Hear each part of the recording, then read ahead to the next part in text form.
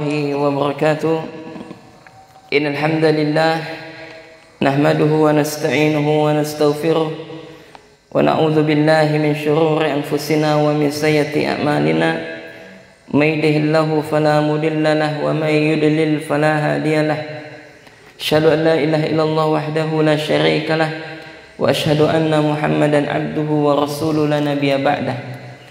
Baik jamaah rahiman rahimakumullah, kita akan melanjutkan kajian rutin kita daripada kitab Riyadhus Shalihin. Kita telah sampai kepada halaqah ke-41 atau pertemuan ke-41. Kita masih tentang bab taubah, bab sabar, bab tentang sabar. Kita masuk kepada hadis yang ke-26 sebagaimana disebutkan oleh Imam An-Nawawi rahimahullahu taala di dalam kitabnya Riyadhus Shalihin. Qala musannif rahimahullah wa an Abi Malik Al-Harith ibn Asim Al-Ash'ari radhiyallahu ta'ala anhu qala, dari Abu Malik Al-Harith ibn Asim Al-Ash'ari, semoga Allah meridhai mereka, qala, dia telah berkata, qala Rasulullah sallallahu alaihi wa ala alihi wasallam, yakni Rasulullah sallallahu alaihi wa ala alihi wasallam telah bersabda, at-tuhuru syatrul iman, kesucian itu adalah separuh daripada keimanan.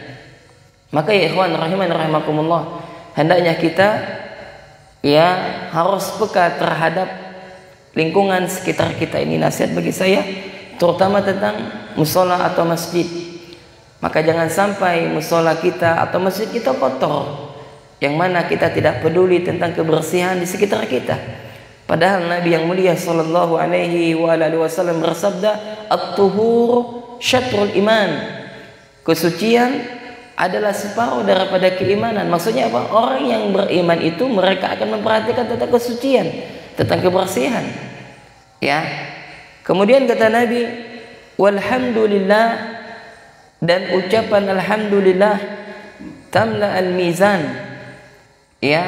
adalah ucapan alhamdulillah adalah memenuhi timbangan.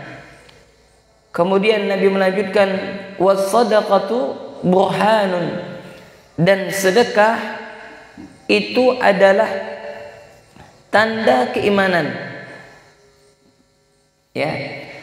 Nah, kita ulangi kelewatan, wa subhanallah walhamdulillah tamlaan, dan ucapan subhanallah kemudian ucapan alhamdulillah, yakni subhanallah dan alhamdulillah itu dapat memenuhi au tamlaa, yakni dapat memenuhi atau mengisi ma bainas samawati wal ardi, yakni apa-apa di antara langit dan bumi. Was-salatu nurun, dan salat itu adalah cahaya. Was-sadaqatu burhanun, dan sedekah itu adalah bukti keimanan. Was-sabru diyaun, kemudian beliau menyebutkan, dan sabar adalah cahaya. Wal Qur'anu hujjatun laka au 'alaika kullun nas yaghdu, dan Al-Quran itu adalah hujah bagi engkau. Al-Quran itu adalah hujah bagi engkau. Ini untuk apa? Hujah bagi engkau, au alaika, atau atas engkau. Kullun nas yaghdu. Kemudian kata Nabi sallallahu alaihi wasallam,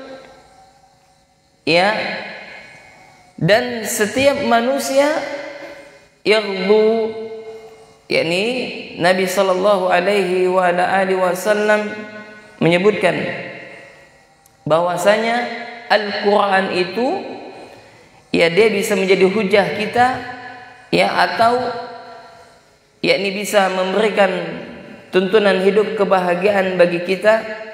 Kemudian kata Nabi sallallahu alaihi wasallam, faba'i'un nafsahu famu'tikuha au mubiquha,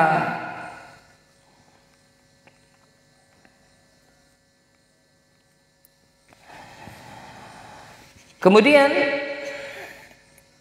yakni setiap orang itu mereka ada yang menjual dirinya kepada Allah Subhanahu wa taala, ya berarti dia memerdekakan dirinya sendiri dari siksa Allah Subhanahu wa taala, dan ada orang yang merusak dirinya sendiri karena tidak menginginkan keridhaan Allah Subhanahu wa taala. Hadis ini diriwayatkan oleh Imam Muslim. Naam.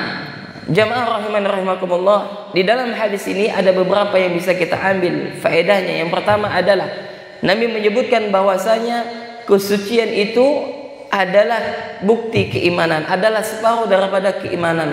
Yang bersuci adalah separuh daripada keimanan. At-tuhur syatrul iman. Maka hendaknya kita memperhatikan ya tentang kesucian, tentang kebersihan. Kenapa? Karena kesucian dan kebersihan itu adalah separuh daripada keimanan.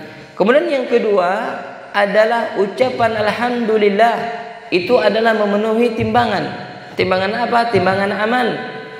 Kemudian yang ketiga, ucapan subhanallah walhamdulillah, itu adalah bisa memenuhi ya apa-apa di antara langit dan bumi. Maksudnya apa? Bisa memenuhi langit dan bumi. Kemudian yang keempat adalah salat itu cahaya. As-salatu nurun. Ya, salat itu adalah cahaya. Maksudnya apa? Maksudnya adalah Rasulullah sallallahu alaihi wasallam yang memberikan keutamaan bahwasanya salat itu adalah nur, adalah cahaya. Ya, maka nanti pada hari kiamat ya seseorang ya wajah-wajah mereka akan bercahaya. Apa sebabnya? Karena bekas daripada wudu yang mereka lakukan ketika hendak salat. Kemudian yang kelima, Nabi menyebutkan bahwasanya sedekah itu adalah bukti keimanan. Ya, sedekah itu adalah bukti keimanan.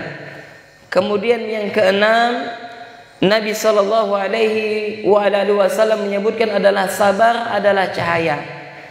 Kemudian yang ketujuh, Nabi sallallahu alaihi wasallam menyebutkan bahwasanya Al-Qur'an adalah merupakan hujah untuk kebahagiaan kita apabila kita ya melakukan apa yang diperintahkan di dalam Al-Qur'an tersebut dan menjauhi apa yang dilarang oleh Al-Qur'an. Dan bahkan selanjutnya Al-Qur'an itu adalah hujah atas kita apabila kita tidak mengikuti perintah yang ada di dalam Al-Quran, dan bahkan justru kita melaksanakan apa yang dilarang oleh Al-Quran. Maka Al-Quran itu bisa menjadi hujah kebahagiaan untuk kita apabila kita melakukan ketaatan yang ada di dalam Al-Quran, setiap perintah yang diperintahkan oleh Al-Quran, ataukah hujah kebinasaan bagi kita apabila kita tidak mengikuti apa yang diperintahkan oleh Al-Quran, bahkan kita justru melaksanakannya, melaksanakan apa yang dilarang oleh Al-Quran, waliyadzubillah. Kemudian yang kesembilan adalah Nabi menyebutkan bahwasanya setiap pagi ya manusia itu golongan yang pertama, ada mereka yang menjual diri mereka ya kepada Allah Subhanahu wa taala. Maksudnya apa? Mereka memerdekakan dirinya sendiri dari siksa Allah Subhanahu wa taala. Yani apa? Mereka mengawali dirinya dengan ketaatan kepada Allah. Mereka mengawali harinya dengan ketaatan kepada Allah Subhanahu wa taala. Dan ada yang sebaliknya, ada manusia yang mereka yakni apa? Merusak dirinya, tidak mau memerdekakan dirinya. Akhirnya apa? Dia tidak menginginkan keridhaan Allah Subhanahu wa taala. Maka tentunya kita menjadi orang yang pertama, yakni berusaha untuk menegakkan ubudiyah kepada Allah Subhanahu wa taala. Naam. Maka jamaah dan juga para ikhwas sekalian, terutama kepada sahabat muslim Bakir Indonesia chapter Singkawang, barakallahu fikum yang telah menyimak, dan juga kepada hadirin yang telah hadir maupun para ikhwan dan juga para akhwat, barakallahu fikum. Dalil yang dijadikan oleh Syekh pada hadis ke-26 ini adalah tentang wasabru diyaun, bahwasanya sabar itu adalah cahaya. Maka beliau menyebutkan tentang keutamaan sabar. Di antaranya adalah sabar itu bisa ia menjadikan cahaya penerang dalam kehidupan seseorang. Ya, ini adalah apa? Menjadikan motivasi kepada kita, hendaklah apa? Kita untuk selalu senantiasa bersabar atas segala gangguan yang pada diri kita atau yang ada pada keluarga kita, baik dalam bentuk fisik atau bentuk dalam hal yang lainnya. Intinya hendaknya kita senantiasa bersabar kepada Allah Subhanahu wa ta'ala. Sebagaimana telah kami sebutkan bahwasanya sabar itu ada 3, sebagaimana disebutkan oleh Imam Ibnu Qayyim. Sabar dalam ketaatan, sabar dalam meninggalkan kemaksiatan, sabar dalam takdir Allah yang baik maupun yang buruk. Nah, demikian dapat kami sampaikan jamaah rahiman rahimakumullah, dan insyaallah kita lanjutkan pada hadis ke-27 pada pertemuan berikutnya tentang masalah seputar sabar. Maka kesimpulannya adalah hendaknya kita senantiasa berusaha untuk menjadi orang yang selalu sabar agar Allah Subhanahu wa ta'ala memberikan pahala kepada kita tanpa hisab dan tanpa batas. Allahumma amin.